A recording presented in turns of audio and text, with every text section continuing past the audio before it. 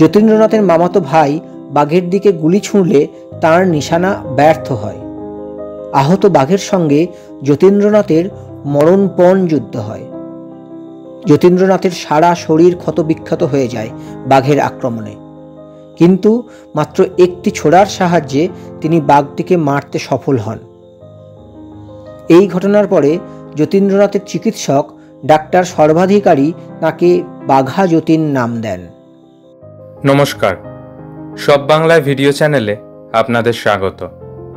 আমাদের ভিডিও চ্যানেলে আমরা নিয়মিত তথ্যমূলক ভিডিও প্রকাশ করে থাকি। এই ধরনের তথ্যমূলক ভিডিও ভালো লাগলে লাইক করে আমাদের উৎসাহ দিন। অগ্নিযুগে বাংলার এক বীর বিপ্লবী স্বাধীনতা সংগ্রামী যতীন্দ্রনাথ মুখোপাধ্যায় ভারতের স্বাধীনতা সংগ্রামের ইতিহাসে এক অত্যন্ত গুরুত্বপূর্ণ নাম। ইতিহাসে তিনি বেশি পরিচিত বাঘা যতীন নামে। বাংলার সশস্ত্র বিপ্লবী আন্দোলনের অন্যতম প্রধান নেতা ও যুগান্তর দলের প্রতিষ্ঠাতা যতীন্দ্রনাথ মুখোপাধ্যায়ই প্রথম জার্মানির সাহায্য নিয়ে ব্রিটিশদের বিরুদ্ধে লড়াই করেছিলেন। ইস্পাত কঠিন স্নায়ু, লৌহ সম পেশী এবং বজ্র সম সাহস নিয়ে তিনি লড়াই করেছিলেন ব্রিটিশ শক্তির বিরুদ্ধে। ঐতিহাসিক বুড়িবালামের যুদ্ধে তাঁর প্রবল সাহসিকতার নিদর্শন আজও বাঙালির কাছে স্মরণীয়। 1879 সালের 7 ডিসেম্বর অধুনা বাংলাদেশের কুষ্টিয়া জেলায় অবস্থিত কুমারখালী থানায় কয়াক গ্রামে যতীন্দ্রনাথ মুখোপাধ্যায়ের জন্ম হয়। তার বাবার নাম উমেশচন্দ্র মুখোপাধ্যায় ও মায়ের নাম শরৎশশী দেবী। তার পৈতৃক নিবাস ছিল বাংলাদেশের ঝিনাইদহ জেলায়। মাত্র 5 বছর বয়সে যতীনের বাবা মারা গেলে বড় বোন বিনোদবালা দেবী ও মায়ের সঙ্গে যতীন্দ্রনাথ তার মামার বাড়ি কয়াক গ্রামে চলে যান। তার বড় মামা বসন্ত কুমার চট্টোপাধ্যায় পেশায় ছিলেন কৃষ্ণনগরের আইনজীবী এবং রবীন্দ্রনাথের সাথে তাঁর সখ্যতা ছিল। শিলাইদহের জমিদারি সংক্রান্ত বিষয়ে রবীন্দ্রনাথ তার পরামর্শ নিতেন।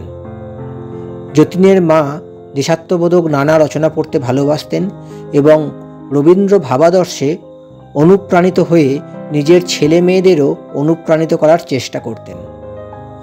মূলত সেই কারণেই যতীনের মধ্যে ছোটবেলা থেকেই এক দৃঢ়চেতা দেশপ্রেমিক সত্তার উন্মেষ ঘটেছিল। নির্ভীক চিন্তা, সত্যনিষ্ঠা এবং পরোপকার স্বভাবের জন্য তিনি বিখ্যাত ছিলেন। পৌরাণিক কাহিনী পড়তে ভালোবাসতেন যতীন এবং তাঁর পঠিত সেই চরিত্রগুলিকে মঞ্চে উপস্থাপনা করার ক্ষেত্রেও তাঁর আগ্রহ ছিল। এছাড়াও ফুটবল খেলায় তাঁর বিশেষ দক্ষতা ছিল। রবীন্দ্রনাথের ভাইপো সুরেন্দ্রনাথ ছিলেন তাঁর ফুটবল খেলার গুণগ্রাহী। 1900 সালে কুষ্টিয়ার কুমারখালী উপজেলার ইন্দুবালা ব্যানার্জির সঙ্গে বিবাহ হয় যতীন্দ্রনাথ মুখোপাধ্যায়ের। তাদের 4টি সন্তানের মধ্যে বড় ছেলে অতীন্দ্র খুব অল্প বয়সেই মারা যায়।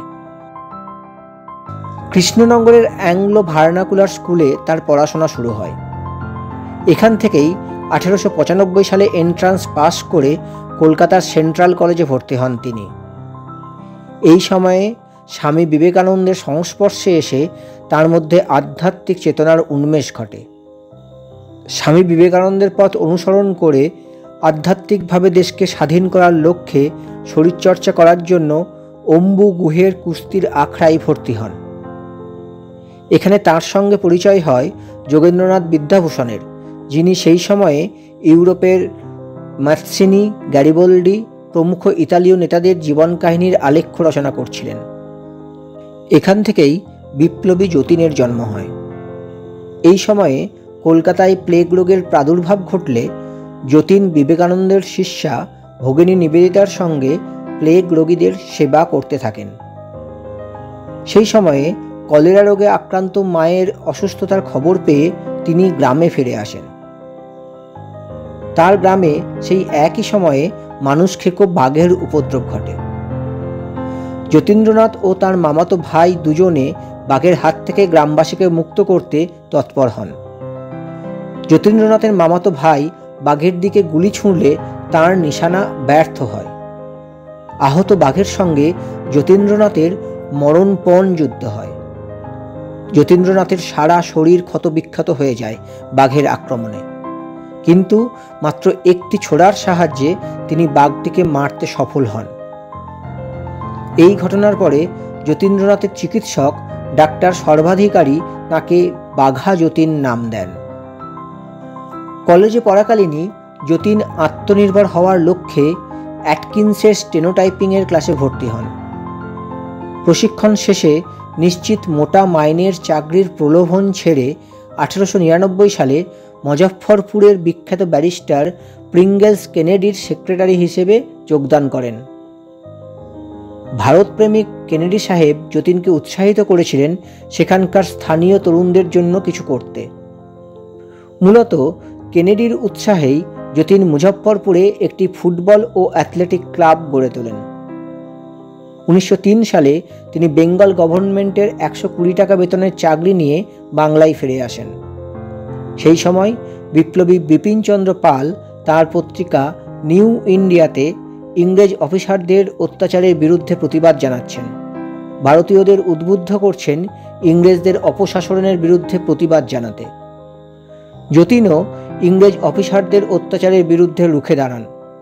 ইংল্যান্ডের যুবরাজের ভারত সফরকালে গোঁড়া সৈন্যদের সঙ্গে ইচ্ছাকৃতভাবে বচসায় জড়ান এবং যুবরাজের সামনে গোঁড়া সৈন্যবাহিনীর অভব্য ব্যবহার সামনে আনেন।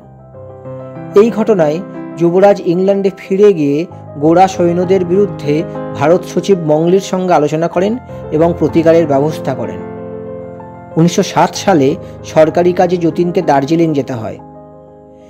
সেখানে গিয়ে ইংরেজ সামরিক অফিসার মার্ফি এবং লেফটেন্যান্ট সামারফিলের সঙ্গে যতীনের মারামারি হয় শিলিগুড়ি স্টেশনে। এই ঘটনার পরিপ্রেক্ষিতে যতীনকে গ্রেপ্তার করা হয় ও যতীনের বিরুদ্ধে মামলা রুজু করা হয়।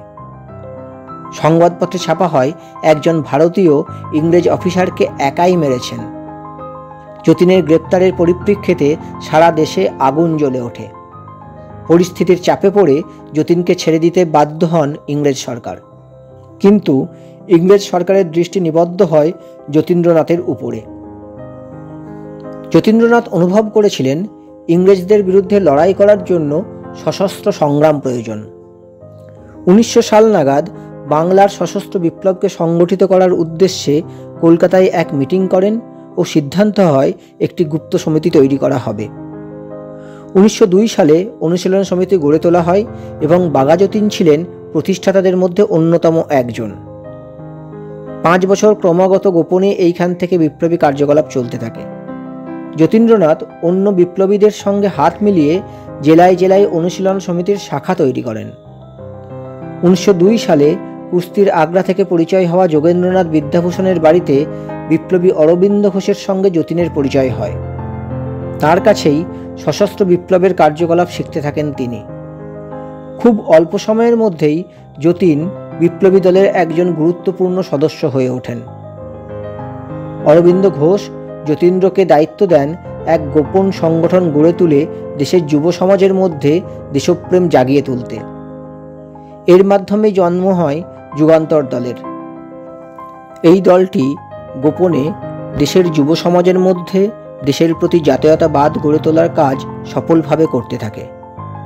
ক্রমশ দেশ ছাড়িয়ে দক্ষিণ পূর্ব এশিয়া, আমেরিকা ও ইউরোপে যুগান্তর দলের কাজকর্ম ছড়িয়ে পড়ে। 1906 সালে যতীন্দ্রনাথ আরেক বিপ্লবী বারিন ঘোষের সঙ্গে দেওঘরে একটি বোমা তৈরির কারখানা গড়ে তোলেন। সেই অভিজ্ঞতাকে কাজে লাগিয়ে কলকাতার মানিকতলায় আরও একটি বোমা কারখানা গড়ে তোলেন তিনি। এখান থেকে সারা ভারতবর্ষে সশস্ত্র আন্দোলন পরিচালিত হতে থাকে। ইংরেজদের সঙ্গে লড়াই করতে গিয়ে যতীন্দ্রনাথ উপলব্ধি করেছিলেন যে ইংরেজদের সঙ্গে যুদ্ধে আধুনিক প্রযুক্তির ব্যবহার জানতে হবে।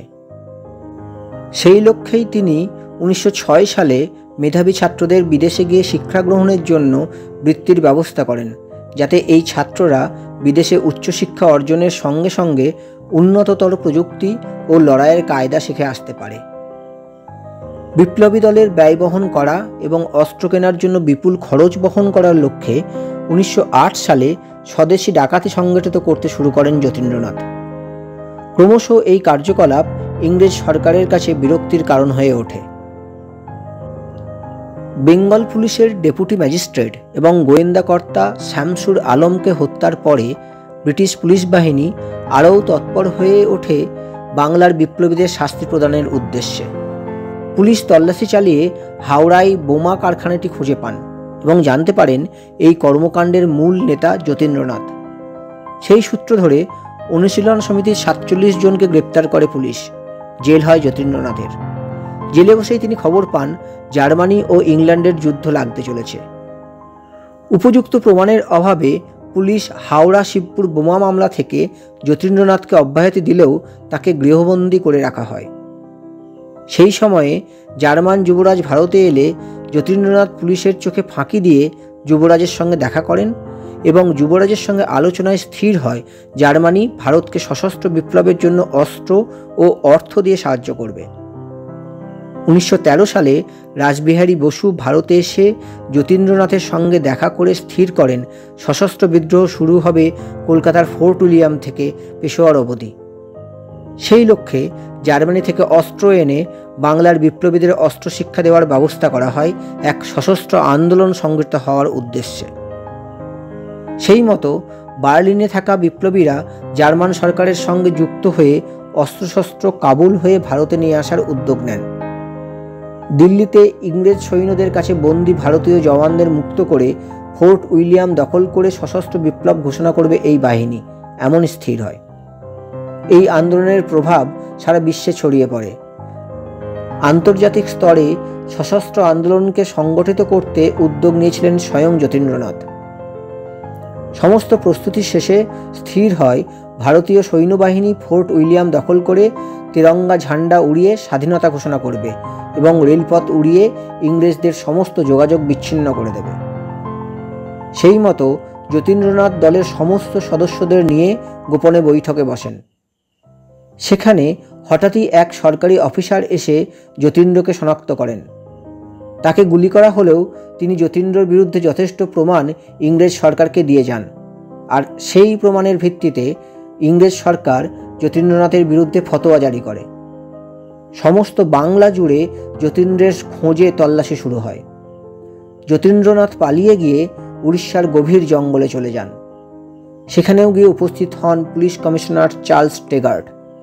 তাঁদের আগমনের সংবাদ পেয়ে যতীন্দ্রনাথ গভীর জঙ্গল পেরিয়ে চিত্রপ্রিয় রায়চৌধুরী, জ্যোতিপ্রিয় পাল, মনোরঞ্জন সেনগুপ্ত, নীরেন্দ্রনাথ সেনগুপ্ত প্রমুখকে নিয়ে বালেশ্বরে বুড়িবালামের নদী তীরে উপস্থিত হন।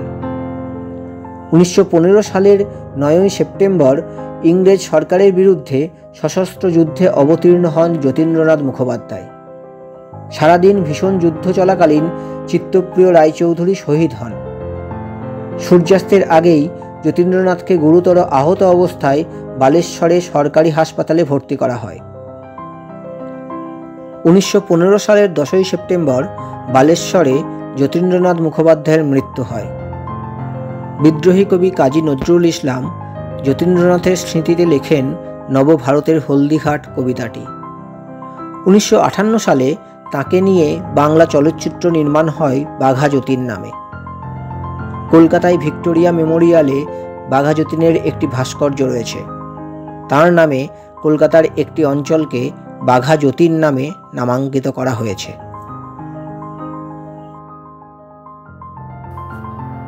ভিডিওটি আপনাদের কেমন লাগলো আমাদের কমেন্ট করে জানান। এই ধরনের ভিডিও নিয়মিত পেতে আমাদের ইউটিউব চ্যানেলটি সাবস্ক্রাইব করুন আর আমাদের ফেসবুক পেজ লাইক করুন।